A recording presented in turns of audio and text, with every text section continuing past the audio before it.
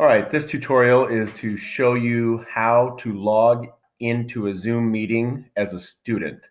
So I'm going to first do the easiest way, which is to use the app that's installed on your Chromebook. So I'm going to click on the app launcher, and then I'm going to go down to where it says Zoom. I'm going to click on this Zoom app, and as long as I have the meeting ID of the person that I want to meet with, and they're using that meeting ID as the login for the meeting, which most teachers should, then I can just type that meeting ID in. So in this case, I'm going to go ahead and type in my meeting ID.